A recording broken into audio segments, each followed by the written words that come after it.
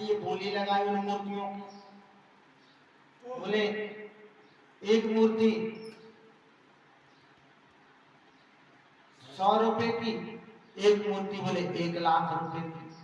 मूर्ति दोनों एक जैसे, लोग आए देखे, बोले भैया ये दोनों मूर्ति एक जैसे, पर एक 100 रुपए की और एक 1 लाख रुपए की, ये क्या बात है? तो उसने कह दिया भैया आप सब लोग अपने अपने परीक्षा लीजिए मूर्ति की और खरीद लीजिए। बहुत से लोग आए लेकिन कोई को समझ में नहीं आए। एक बहुत बड़े महात्मा सत्संगी वो आए, बोले मैं इन मूर्तियों की परीक्षा लूंगा। तो उन्होंने परीक्षा ली। एक कहीं से सुतली लाए धागा उठा करके, एक मूर्ति के कान में डाला, सुबह इस कान से उस कान में होकर के निकल गया। ये हो गई 100 रुपए वाली। इसका अर्थ क्या हुआ? इस कान से कथा सुनी, इससे निकाल दी, उस पर कोई अमल ही नहीं किया।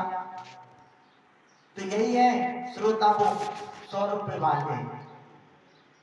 अच्छा, दूसरी मूर्ति के कान में जब सिद्धि डाली तो इस कान से डाली और सीधी अंदर चली गई, अंदर पेट में। बोले ये 1 लाख रुपए की मूर्ति। भाई कथा सुन करके जिसकी हृदय में उतर जाए वही है सच्चा श्रोता।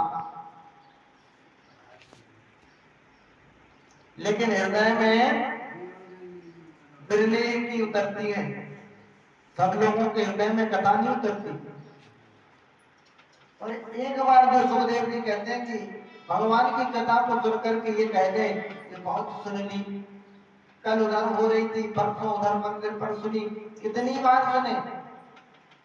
अरे कितनी बार इस कथा को सुने? तो रामचरित जय सुनत अगाही और राम विशेष जाना तुर नाही। जिन हरि कथा सुने नहीं काना, श्रवण रंग यज्ञ भवन समारो।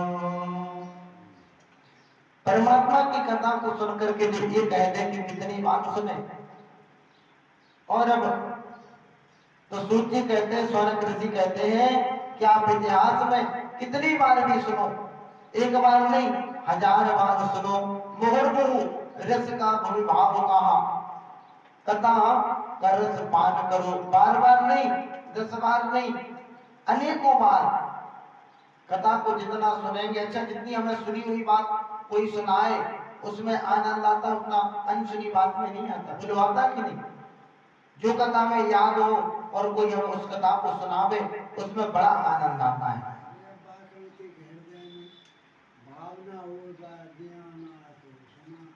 तया खलु पुराणानि सैतिहासानि चानयाः असंख्यातैधानि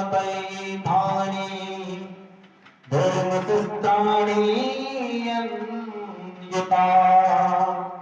सूची ने कहा कि आप तो बहुत बड़े इतिहास के जानकार हो, पुराणों के ज्ञाता हो, इसलिए आपसे एक नहीं पूरे 6 प्रकार के प्रश्न पूछने की इच्छा है।